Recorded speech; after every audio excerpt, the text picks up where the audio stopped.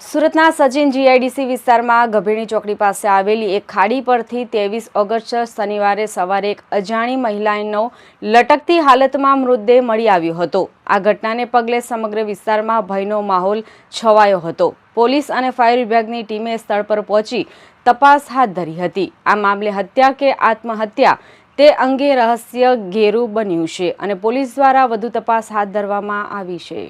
ગતરોજ સચિન જીઆઈડીસી પાસેની ખાડી પરથી પસાર થતા લોકોએ એક મહિલાને લટકતી હાલતમાં જોઈ હતી। પાણીના પાઇપની એંગલ સાથે દુપટ્ટો બાંધીને મહિલાએ ફાંસો ખાધો હતો। આ દ્રશ્ય જોઈને સ્થાનિક લોકોમાં ગભરાટ ફેલાયો હતો અને તાત્કાલિક પોલીસને જાણ કરી હતી। મૃતક મહિલાની ઉંમર આશરે 25 થી 30 વર્ષ હોવાનું અનુમાન છે, પરંતુ તેની ઓળખ હજુ સુધી થઈ નથી। ઘટનાની જાણ થતાં સચિન જીઆઈડીસી પોલીસ સ્ટેશનના સબ ઇન્સ્પેક્ટર પીબી ગોલની ટીમ ઘટના સ્થળે પહોંચી હતી।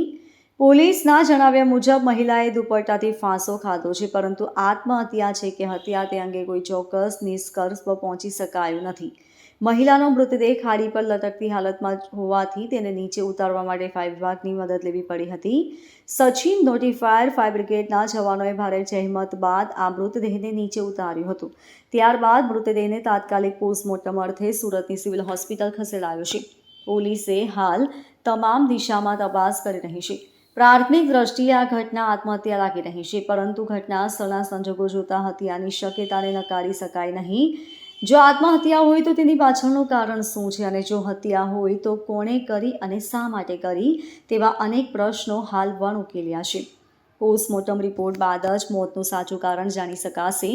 પોલીસે આસપાસના વિસ્તારના સીસીટીવી ફૂટેજ પણ તપાસવાનું શરૂ કર્યું છે અને મહિલાની ઓળખ માટે પ્રયાસો હાથ ધરવામાં આવ્યા છે। Bureau report LK star news, Surat.